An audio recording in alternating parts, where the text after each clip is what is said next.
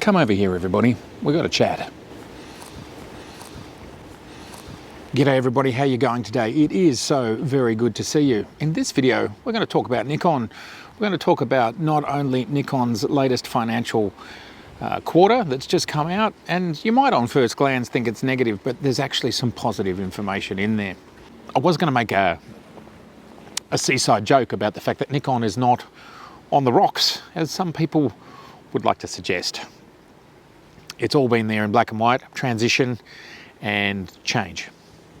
Transition, change, restructuring, changing for the fact that the general consumer market is shrinking, yet the enthusiast and professional market is not. That's hanging in there. And of course, Nikon has made the decision to hit that space, which is exactly what I thought they would be doing. I'm going to talk about that in the second half of the video because it's going to be a little bit data heavy, which may not be so good for everybody. Don't know. If you're interested, we're actually going to go through what Nikon has released, so their data. And in the first half of this video, I'm just going to talk about some of the latest information out of Nikon in regards to cameras, lenses, updates, just exciting little tidbits which are showing a great deal of movement. Positive movement in the Nikon space. Going to head back to the studio now and go through it all. All right, see ya. There.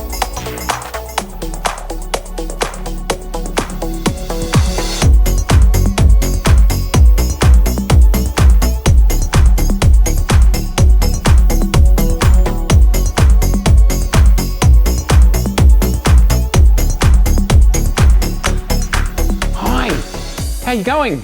We are here at the warehouse studio today. Let's talk Nikon. Yes, I'm doing some printing today. Here is an old classic that we have talked about in the past. This is a Ghost Tram shot in 1994 on a Pentax SFXN, I think was the camera I had at that time. And I think shot on Ilford FP4, and if not FP4, it was the HP5. Enough of that. Although that's an opportunity to say, jump on my website. If you are overseas, you can buy prints. This one is going to the UK, rolled, way cheaper than sending it framed and much less likely to be damaged. Let's talk about Nikon. What have they been up to? We haven't done an update of late. You can jump to the halfway mark roughly of this piece and I talk about the financials and the fact that Nikon are predicting positivity next year, which is very exciting. So what's been happening? What has been happening in the last couple of months that maybe not everybody is aware of? Well, the 70 to 200 2.8 lens is most definitely shipping. I have my copy. I do not have my 2x teleconverter yet, but I'm sure it'll get here soon enough.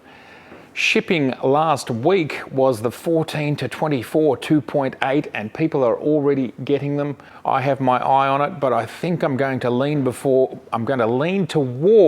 the 50mm 1.2 first, just because it's more exotic. I don't own one. I do own the F mount 14 to 24. Even so, I think the new one's going to be spectacular on every front, just because this seems to be the Z theme song. This is what happens with the Z lenses. They're just better in every way than the F versions. But what is wonderful to see right now is that the Holy Trinity is complete. You can buy it. So if you're a professional, which segues me to the next exciting bunch of announcements. Yes, the Z6, as you would have seen in my previous video, is here, the Z6 II.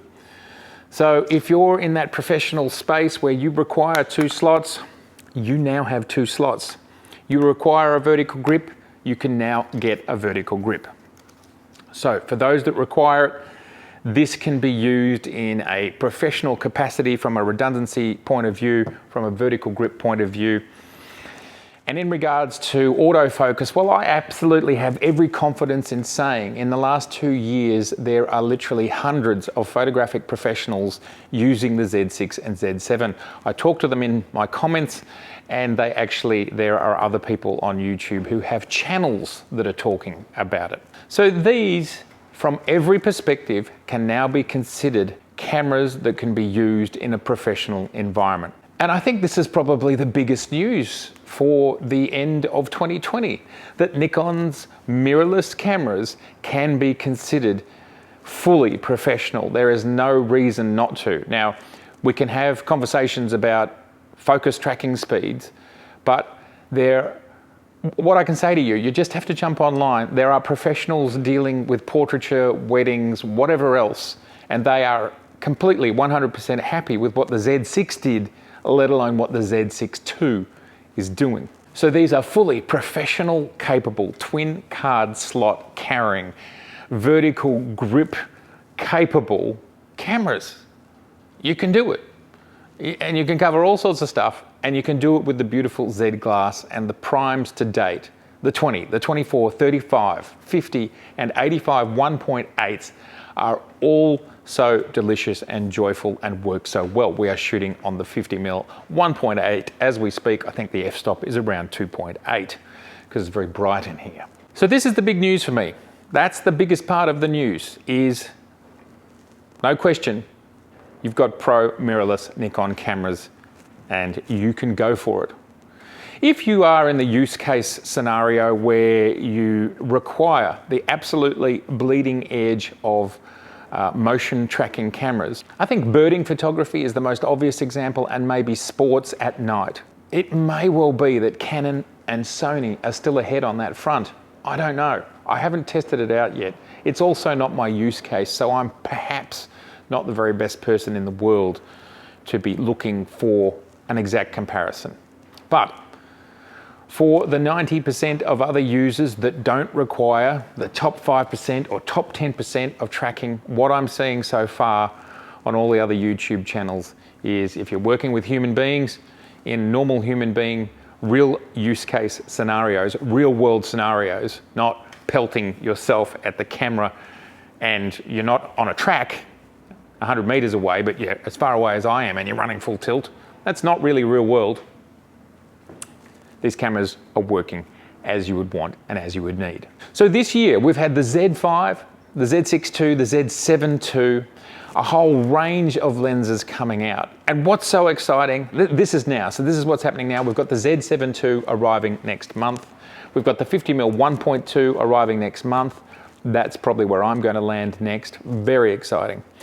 But next year also looks really interesting from Nikon, from everything we're seeing and hearing. We've got a Z8 and a Z9, perhaps both, probably both, I would say, whatever they end up being. I do think there'll be a mirrorless D850 replacement in one of those cameras, and perhaps a D6 replacement. I'm starting to wonder, and you'll see when you look at the financial report, I'm starting to wonder where cropped sensor lies in Nikon's roadmap. I'm starting to feel like they're just wanting to optimize for the high end of the market. You'll see in what I talk about there that Nikon believe more than 80% of their sales are going to come from the high end of the market moving forwards. So right now I'd put my money on the Z8 and the Z9 being high-end, high-quality, full-frame cameras. That's my guess. A D500 replacement, as I've said in a previous video, may well be a D850, which you just choose to crop yourself. A D850 cropped will give you 19 megapixels, which is very similar to the current pixel count that you have in a D500. Also next year, we're going to see quite a number of new lenses that are appearing on the roadmap, including the 85mm 1.2, a 400 prime, a 600 prime, two pancake lenses, a 28mm and a 40mm, and we've got two macro lenses coming as well. And we can't forget the 24-105, the 100-400 zoom, and the 200-600 zoom. And there is one more DX lens on the roadmap, only one. So there haven't been very many so far. It's very interesting. I think Nikon are sending us signals there, which personally I'm okay with. As you all know, I've just got the Z6 II, I have the Z6, and I have the Z7. Now my optimal configuration when I'm doing interviews and so on is really to have three cameras that are much the same. I do have the Z50, and that was my third camera. It was also my studio camera to be kind of permanently set up in order to get the studio up and running very quickly.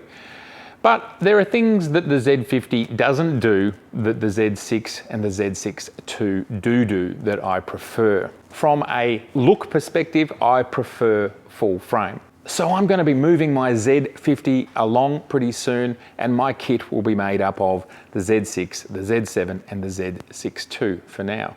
And I think that is a great combination.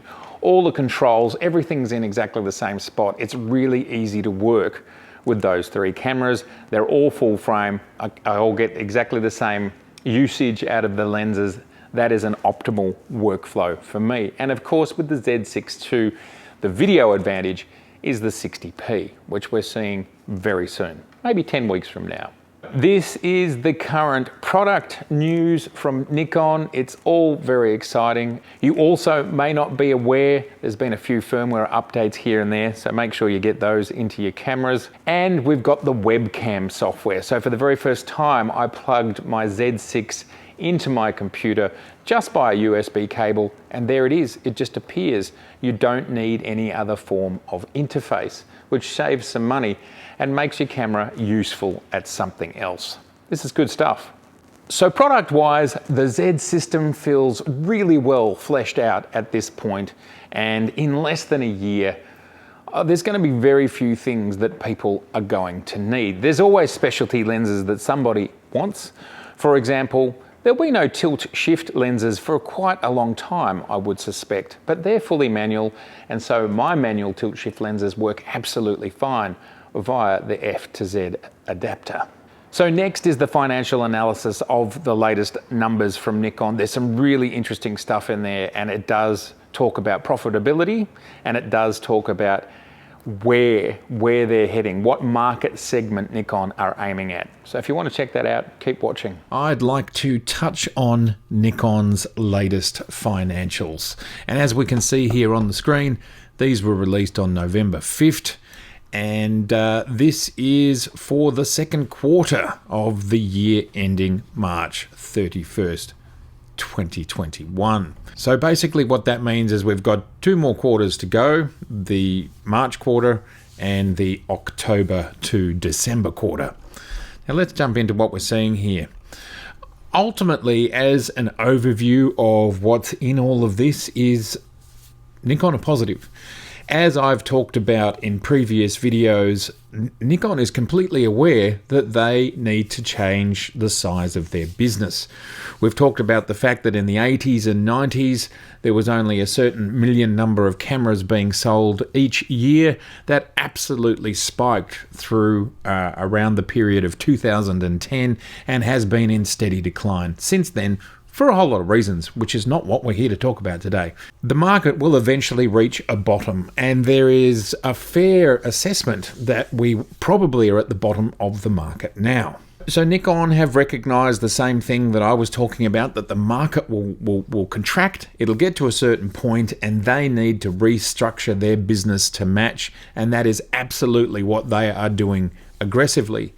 So not only are they reducing the size of their business and the size of their workforce, which they have removed another 2,000 of their workers overseas recently, reducing their non-Japanese workforce by 20%. And if memory serves me correctly, their workforce is now down to 60% of the size that it was in 2017. So this is just one example of the work that Nikon are doing to change their cost base and to have a company that's the appropriate size to match what's going on in the world. And that's exactly what companies do. They have to react to supply and demand. An example of this is, for instance, Apple do not run their own factories to produce iPhones. They get third parties to do it, and those third parties ramp up their workforces when the iPhone is first in production in each year, and as the initial rollout starts to wane, they reduce their workforce. That's an example. It's not exactly the same sort of example, but it's just how businesses change to supply and demand. This is the world we live in now. There is literally less demand for unique digital cameras because obviously, like I just talked about with iPhones, so many people are using those types of cameras. And of course, let's also be mindful that this change in demand is affecting every company.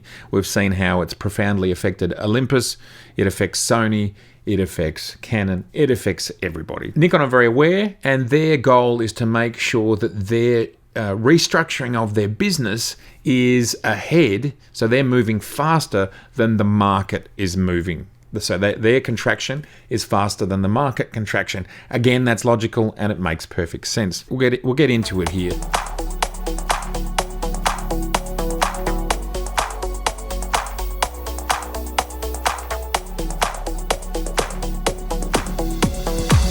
Basically, here on this page, they're talking about the impacts and the challenges and what they've had to do, what they've had to be up against, and what they've had to try to do to fix it. So I think something that's quite interesting is this line right here, which is to address the challenges of C19, which they believe they're going to continue. So they're suggesting we're not out of the woods yet.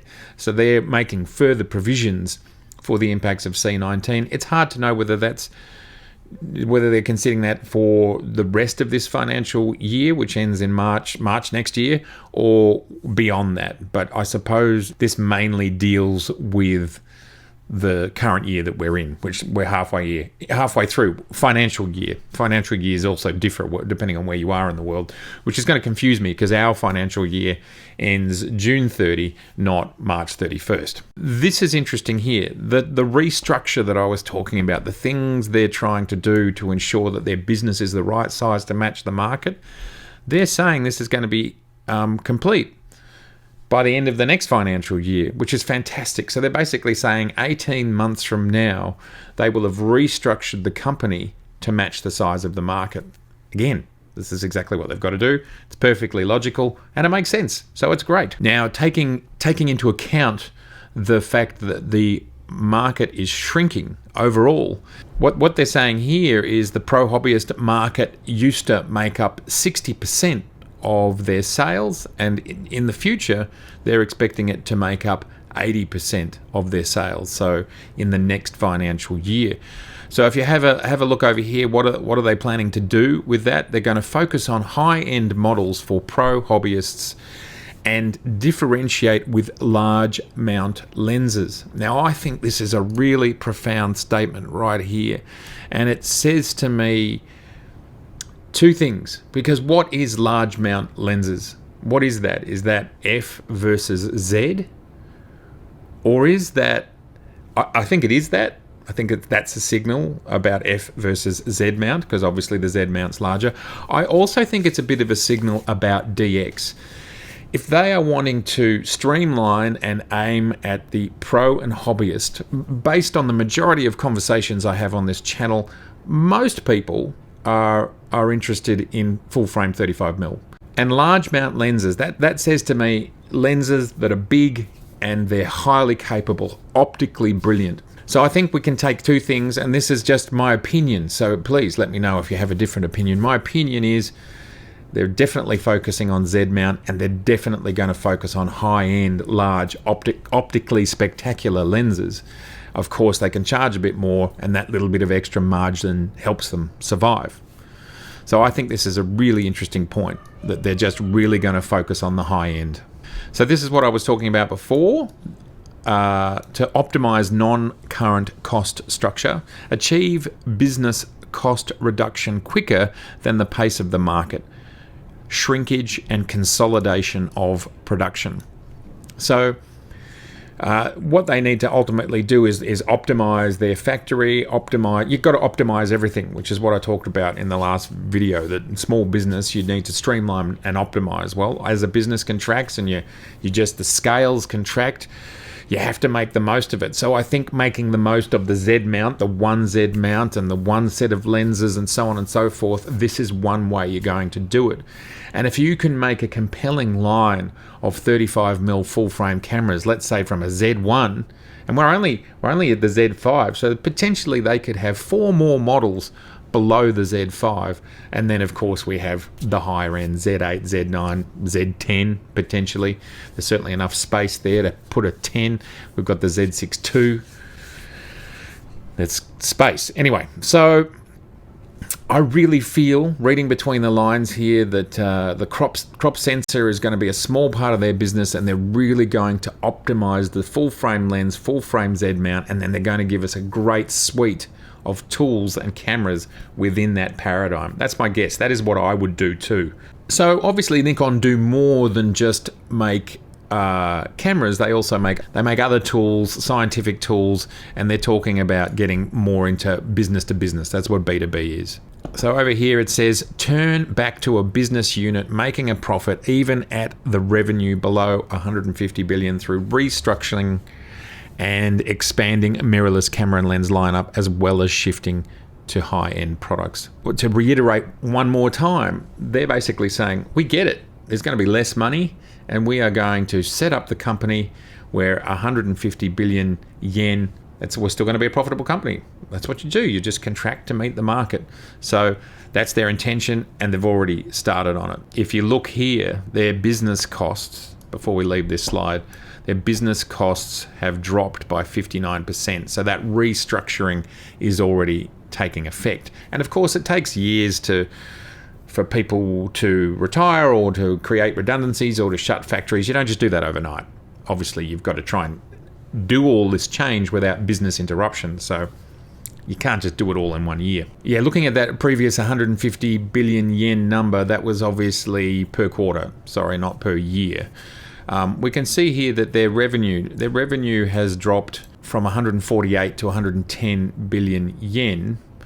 But this is during the COVID quarter. So this is the absolute worst quarter we've seen. So this is July, August, September, and all of the new products, like most of everything's come out since October. I actually think that's a pretty solid result, considering this quarter is smack bang in the middle of COVID. Ultimately, what I'm most interested in showing, because we can dive deep into what's been happening during this COVID period and restructuring period and growth period. See, Nikon have had three challenges. The three challenges are the market shrinking, COVID, and restructuring their business. They've got to do all those three things, and they happen to be doing them at once. That's a lot of headwinds. And so basically, you're seeing those headwinds in here. It's all happening at once. The reduction of the market, C19, and the fact that they're restructuring. And not only are they restructuring, but they're investing heavily in Z. So it's costing a lot of money.